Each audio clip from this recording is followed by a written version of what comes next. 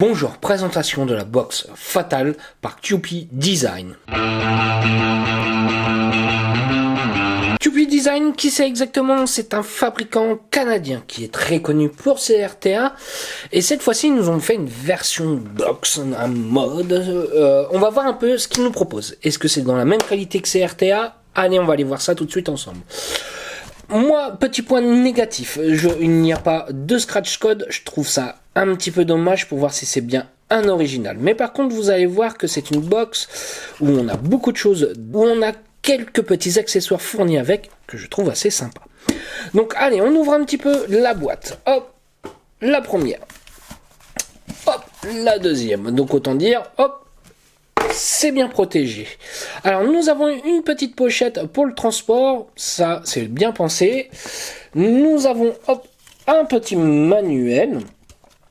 Alors le manuel que j'ai ici est en allemand. En allemand, je trouve ça un petit peu dommage. Bon, je pense qu'ils nous ont dû nous faire une version en français, mais bon, vous allez voir qu'il n'y a vraiment rien de compliqué. Alors ça, je trouve ça chouette, c'est qu'ils nous ont fourni des wraps. Mais attention, pas n'importe quel wrap, je trouve ça top. C'est qu'ils nous ont prévu pour des 21-700, 18-650, 21-700, comme on peut voir, nous en avons deux, et nous avons un 20-700. Pourquoi? Puisque la box, faut savoir qu'elle a une petite particularité, c'est une box en 21-700, mais qu'à l'intérieur, nous allons pouvoir mettre à l'intérieur des 20-700 ainsi que des 18-650 avec un adaptateur. Une petite carte d'identification, mais pas avec un scratch code. Ça, c'est un petit peu dommage. Comme je vous disais, le scratch code, ça permet. Je pense que QP Design commence à être bien connu chez nous pour pouvoir commencer à faire ce genre de choses. Nous avons la box à l'intérieur qui est bien protégée, comme je vous disais. Hop, je vais la sortir et je vais la mettre de côté. Nous avons une autre boîte à l'intérieur. On va aller voir ce qu'ils nous fournissent dans la boîte. Hop. Et ben, nous aurons à l'intérieur, bien évidemment, l'adaptateur. Nous aurons l'adaptateur pour le 18-650 et nous aurons un câble pour pouvoir la recharger. Voilà ce que nous donne la box dans la main. Alors tout de suite, ce qu'on va aller voir, c'est son poids et sa taille. Alors, comme vous pouvez voir vis-à-vis du poids, nous sommes à 67 grammes. Donc oui, nous sommes sur une box légère. Niveau dimension, alors on va aller voir au niveau de la hauteur, nous faisons 77,3. Oui, ça reste une 21-700, mais je trouve ça très compact pour ce type de box. Niveau profondeur, nous avons 29,6. Alors c'est au point le plus large. On va dire que on va prendre au niveau du connecteur, on va pouvoir aller, je vais vous dire jusqu'à, on va dire aller jusque 26 mm sans que ça nous dépasse. 28, ça va être un petit peu juste. Au niveau de la largeur, nous faisons alors je vais prendre le point le plus large, nous faisons 51 mm. Oui, nous sommes compacts sur cette box là pour ce type d'accu. Alors il faut savoir qu'il existe plusieurs versions. Ils ont commencé par nous sortir des versions bois stable, qui est une série limitée. Donc maintenant il existe une version noire et une version clear. Là, nous sommes sur la version clear, donc c'est-à-dire que nous avons les boutons transparents et le tube transparent. D'où l'utilité des wraps qu'ils nous ont fournis pour pouvoir faire un setup assez élégant. Nous allons mettre tout de suite un accu à l'intérieur. Là, cette fois-ci, nous allons utiliser un accu 21-700, exactement un 40T. Le négatif, qu'on va le mettre au fond. Le positif vers le bas. De toute façon, c'est bien noté, on ne peut pas se tromper. Et alors, petite particularité, c'est cette trappe où c'est un quart de tour. Voilà, qui peut être un petit peu déroutant au début, avoir du mal soit à mettre. Il faut bien appuyer, puisque c'est ce ressort, bien appuyé et tourner. Alors comme vous pouvez voir, la box s'illumine mais s'éteint. Il faudra l'allumer avec 5 clics pour pouvoir monter, descendre, plus, moins, rien de bien compliqué. Et nous avons le petit chargeur à ce niveau-là. Comme on peut voir sur l'écran, qu'est-ce qu'on va pouvoir voir? Nous sommes bien en volts, le niveau de batterie, les watts. Nous sommes bien en mode power, les volts, la résistance, l'ampère et le nombre de puffs. Alors comme vous pouvez voir, c'est une box que j'ai reçue il n'y a pas très longtemps. Je suis à 1110 puffs. Et nous allons installer un petit RTA dessus. Donc comme vous voyez, c'est un RTA en 24 mm. Ce que je vous disais, voilà, un 26, ça pourra passer. 28, un petit peu juste.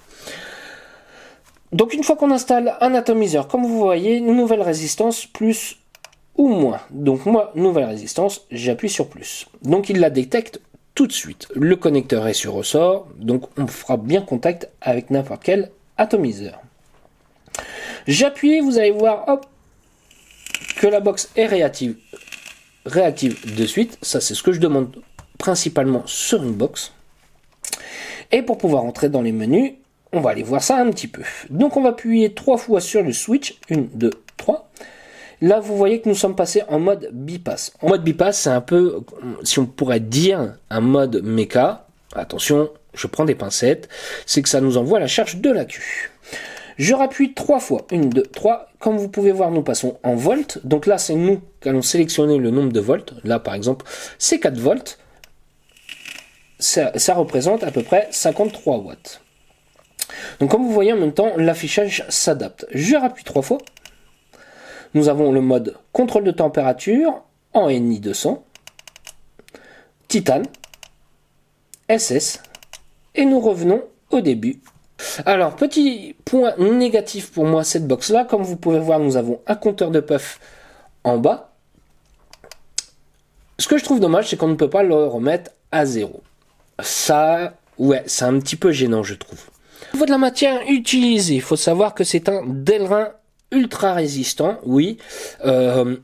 Ça prend pas de griffure, pourtant ça fait quelques jours que je l'ai, ça ne prend pas de griffure.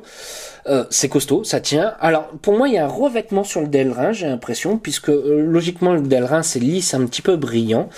Là, cette fois-ci, non, ça fait un peu une matière caoutchouc.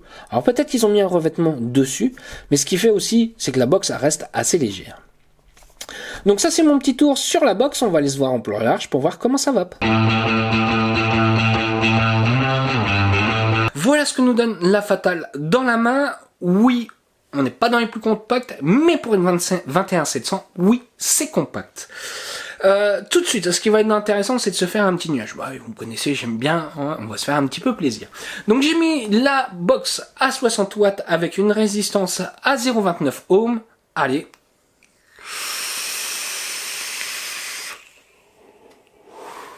Et bah ça balance plutôt pas mal. Je n'ai pas de temps de latence. Je switch, ça chauffe.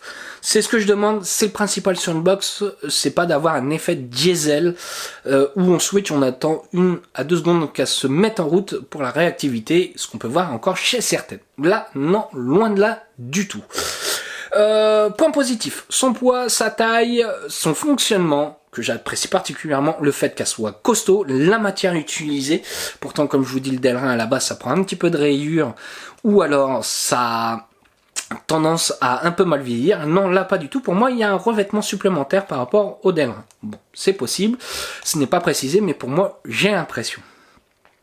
Point négatif, c'est le compteur de puff qu'on ne peut pas mettre à 0. Est-ce qu'ils vont nous avoir prévu une mise à jour du chipset? Je ne sais pas. Trappe d'accu, qui peut être un petit peu compliqué. Les premières fois, faut s'y adapter un petit peu. J'aurais bien aimé quelque chose qui se visse, mais bon, là, avec un quart de tour, c'est un parti pris. Ils ont voulu faire quelque chose de rapide, mais il y a un petit temps à s'adapter. Ce que j'aurais bien aimé sur cette petite box là, c'est le tube pour pouvoir le changer. Est-ce que c'est prévu ou pas? Je ne sais pas.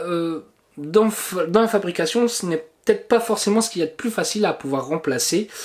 Ça aurait été sympa, je trouve un petit plus, ça aurait été sympa, donc pourquoi pas.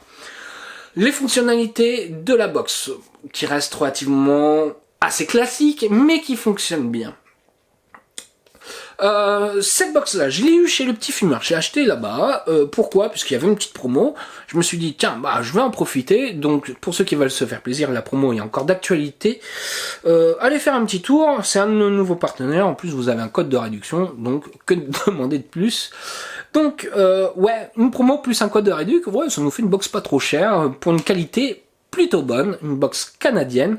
Ouais, on n'a pas trop l'habitude de les voir sur ce type de matériel là, donc pourquoi pas. Est-ce que c'est une petite box que j'apprécie? Oui, j'apprécie pour plusieurs choses. La prise en main. Le switch se met tout de suite sur le doigt. Comme vous pouvez voir, on la prend, ça se met tout de suite sur le doigt. Par contre, si on inverse, la prise en main est un peu moins bonne. Elle est vraiment faite pour prendre dans ceci. Ouais, ce qui fait son charme de la box, les courbes, ce genre de choses, ouais, j'apprécie bien. Le côté compact pour une 21700, pareil aussi. Sur ce, si vous avez des questions, j'y répondrai avec un grand plaisir. Je n'ai peut-être pas forcément détaillé au maximum la box, donc n'hésitez pas. Voilà. Sur ce, je vais vous souhaiter une bonne journée, une bonne soirée, ou un bon week-end. Salut à tous!